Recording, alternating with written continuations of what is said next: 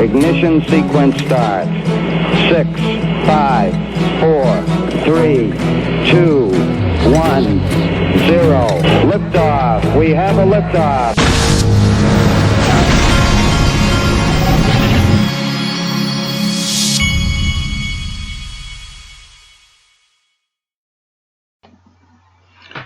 Hey everybody, this is the Digital Asset Investor, and our friend from Twitter, C3Nick, at C3_Nick, he took a little break from Twitter, from the XRP community and Twitter for a little while, and then we found out that he had made a trip to New York, and so he posted this: is there still crypto advertisement in New York City? The answer is yes. And he had taken a picture of Gemini advertising on the taxi cabs in New York City. I still have not taken my kids to New York City, and that is on my list. I'm going to do Boston first, and I'm going to take them to a Boston-New York Yankees game. But New York, I have not, just to put this in perspective, folks, I've told the story on this channel before about how when I was training to be a financial advisor, I was in Tower 2 of I was in Tower 2 of the old World Trade Center buildings, okay? You had a Tower 1 and you had a Tower 2. Tower 2 was the one that had the antenna on top. I trained in the World Trade Center I think, as I recall, it was 3 weeks. No. Yeah, I think it was I think it was 2 to 3 weeks. Anyway, we were in Tower 2 of the Trade Center. I was with Morgan Stanley, and they had their headquarters up there in Tower 2. And we were in the Trade Center. I think where I was may have been just below where one of the planes hit. But we were there for, I believe, 3 weeks, from 6 in the morning until about 6 at night, doing the training after I had passed the Series 7 and the Series 31. The way that business worked back then was if you took those tests, and if you failed, they would fire you right there on the spot. If you failed the test, they don't fire you on the spot. If you failed the test, you just don't come back to Morgan Stanley to work. And so I passed the test, and that's what initiates getting to go to training. And so you go to training. We were there in Tower 2 of the World Trade Centers from 6 in the morning till 6 at night. I left on a Friday after that 3 weeks, I believe. Left on that Friday, flew back home, and those planes hit the trade centers on that Tuesday. So Friday I leave, Saturday, Sunday, Monday, and then I remember it was my second day as a financial advisor, and I'm watching the TV, and I remember someone yelling to me that a plane had hit the trade centers.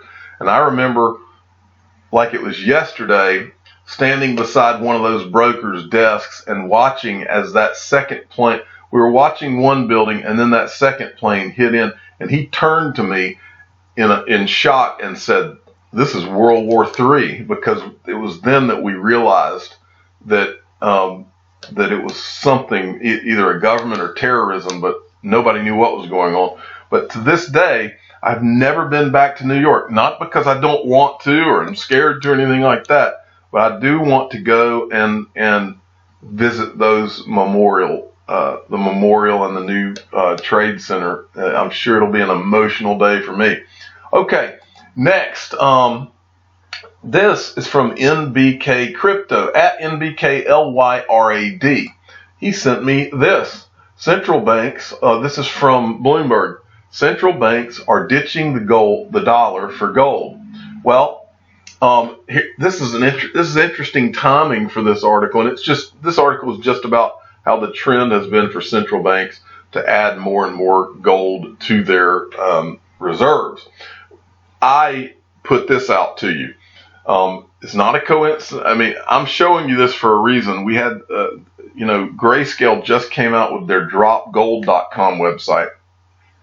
And that's going to become a movement. And as people start to see Bitcoin rise again, today it's almost to $6,000. Bitcoin, the genie's not going back in the bottle, folks. Okay, this is not going anywhere. digital assets are going to take over the world. Do not think for 2 seconds that central banks will not start scooping up Bitcoin and XRP and some of the core digital assets. They got to protect their flank. And so, yeah, they may be ditching the dollar for gold, which they should, but they're going to be adding digital assets to their portfolios too. Imagine what that's going to do to the market over time. Okay, Ripple's head of regulations: cryptos are an additive, not a separate industry to the financial system. And I just wanted to show you this. This was a tweet from Ripple that I missed. And this is, let's see if it tells me what this forum is. They're some kind of, okay, IFGS 2019. And this is from Ripple. It says, unlike the growing trend to try and keep crypto assets separate from financial institutions, we should see them as an additive to the financial ecosystem. Of course. Why would we? I mean, we're not. A lot of people talk in terms of, and we talk in terms of this replacing. I believe this is going to be a phased game. I believe that even though Ripple talks to banks, I believe in the back of everybody in digital assets minds is that sooner rather than later, banks will not be banks the way that you know them now. It'll be a totally different banking world, and I think banks some of them will survive, but they'll survive in a different form. And I think Ripple knows this. I don't think Ripple would come out and say this, but I think they know it. In the meantime, it's all just a compliment. X-Men XRP at XRP33 sent me this, and this is interesting. This is about Anthony Pompliano, who I love. I think he's great. He's a Bitcoin guy, but as I've said before, he's a closet XRP guy. He can't admit it, but he is. That's my theory. Anthony Pompliano plots Bitcoin rise to $275,000 plus Ripple and XRP. And they always, just for your information, this they add on to almost every article they do, and they're just doing that for the search engines. A lot of times I will put things in my titles, and it's so that the search engines will pick things up. Usually I'm including the word Ripple or XRP because that's the core of what I'm interested in, and it's the core of my audience. And then every once in a while, if I see something worthy of being covered, I don't just throw a name in to throw it in, but if I have something interesting on VeChain, I'll throw it in as well. But here's Anthony Pompliano. Here's his tweet. Bitcoin is only $95 billion market cap asset I've ever seen that has a realistic chance of a 20 to 50 times increase in value over a 5-year period. It could be even more than that. I mean, really. And then this guy says the last BTC bull run was driven by hype around magical internet money. The next one will be driven by an actual macro-based understanding of the benefits of a non-sovereign capped digital SOV bolstered by Lightning. Now, I wanted to show you this. This is Nouriel Roubini. He's running his mouth again. And then let's see. Typical bubbles in the late stage become exponential because people, usually smaller retail investors, discover the bubble. Man, this guy's trying to he's still stuck in all this bubble talk. Now, but this is the core of the article. Anthony Pompliano said that it should reach 110 to 275,000. I don't think there's any reason in the world that can't happen. The pure supply and demand. But back to this bubble talk. I go back to this figure. What he's saying here, Bitcoin is only at $95 billion. $95 billion. There are hundreds of trillions of dollars floating around our financial system across the world. Hundreds of trillions of dollars. And if any of you think like this morning, I think we got as high as $187 billion in the total crypto market. If you think that that's the end of it and that would be considered a bubble, you are out of your freaking mind, folks. Out of your mind. This is going into the trillions, not one, multi-trillions before it's all over. Multi-trillions. And we will have many booms and busts along the way. That's the way markets work. Things do not go up in a straight line. It goes up, it might skyrocket up, and then it'll come down, And you mark my words, you will have more of these go up to, I believe it'll exceed 20,000 this time. I believe Bitcoin could go hit 50,000 in the next bull run. I believe XRP will exceed its previous high. The pattern, and don't hit me with the, oh, nobody knows. Well, here's what I do know from history. What I do know is we've had about 5 bull runs, I believe. And what I do know is each time a new high is reached, and then it pulls back majorly. But each time a new high is reached, it happens almost every time. It's happened almost every time. So why would this time be any different? Especially this time's the first time Wall Street's coming in, folks. No brainer, no brainer. Digital assets are the biggest financial no-brainer in my lifetime. Okay, Michael at VAL 5 links. The chief technology officer at Ripple, David Schwartz, said some time ago that that his main bank, MUFG Union Bank, had closed all his accounts without him being warned or given any notice of what is happening. And I'm going to show you the article about this. The reason this came up is that yesterday Rand Neuner, who runs the crypto show for CNBC, he said the compliance department at my bank has asked for a call to discuss my crypto-related deposits withdrawals. It's as if I have engaged in criminal activity by buying crypto. So for 2 hours today, I will have to explain to a narrow-minded idiot that buying crypto is actually legal. And then, in a response to this guy, David Schwartz says, I strongly recommend never doing any crypto-related transactions from your primary bank. Having your main account that you pay bills from randomly closed on you is very annoying. You're lucky they're talking to you. Union Bank just closed all my accounts and told me later. Schwartz went on to give more details. They may not tell you anything at all. I didn't find out until my online banking stopped working. And when I called, they told me my accounts were closed and check for the balance was in the mail. Nobody would tell me anything else other than that this is a business decision. Now, folks, this guy is one of the most important people in blockchain. This guy was in a major Forbes article about, and I think they called him the $1 trillion man. This guy is a high-profile major guy with a lot of major connections, if you really look at it. And they did that to him. This tells you just how much these banks are terrified of what they know is coming. And I'm glad they're terrified. They should be. Okay, next from XRP Neo. He did another one of his good Twitter feed write-ups where he's giving you some really good information. You should go through the whole thing. I'm going to read you the first couple of slides, and I'm not going to go through the whole thing here, but I'm going to go through the first couple to kind of show you what he's getting at. Coil and Amazon one-click plus XRP. I believe Coil can be a big player in the future. The reason why I'm saying that is because they are solving the friction of purchasing content online to a large extent. I'd like to draw a comparison to Amazon's one-click.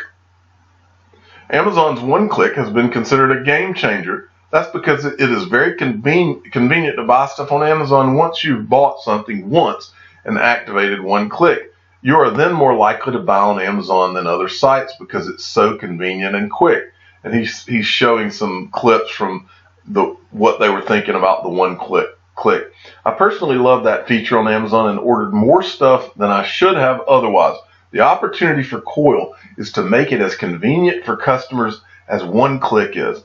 To sign up to new homepages for content is time-consuming and inconvenient. Another problem is that you have to trust the homepage if you use your credit card. A lot of people refrain from signing up to certain sites because of the safety aspect. The site can get hacked or your credit card details stolen. In other words, the friction is large. Well, to sum this up, but you should go, he's at XRP_Anderson. To sum this up, what I think he's getting to here, which is that imagine if you want to subscribe to the Wall Street Journal, you have to go to their website, pay them X amount a month, and then you have to do the same if you go to, let's say, Investors Business Daily or whatever. Well, imagine having all those things out there, or you just go to one place, Coil, and then all of a sudden you can just have your digital assets and you can surf all these different sites, and voila, you're not having to go put yourself out there all over the time, put your credit card all over the place. He makes a very, very good point here. Good stuff. So go check it out. Next, from XRP Crypto Wolf, Thai SEC Deputy Secretary announces new regulations that allow issuance of digital shares, tokenized securities, and digital security regulation. The new crypto regulations aim to help Thailand introduce blockchain use in trade and security tokenization. Big stuff here for adoption, folks. Thailand's gonna get it done whether the U.S. does or not. Okay. Now the chart people have awoken. I started noticing some charts popping up today. This is from Awake at Mr. Level Up. Even the XRP BTC pair is creating a match right down to the wire here, like I've shown in previous XRP USD charts. I don't know how high the green candle will be exactly, but it's 100% happening this month. I'll never post TA again if wrong, but I won't be. And he's showing you this chart and how he thinks it's about to pop. Like that. Good stuff. Then I got this from NBK Crypto at NBK LYRAD. He's stepping to the plate too with good information. XRP is about to have a massive breakout.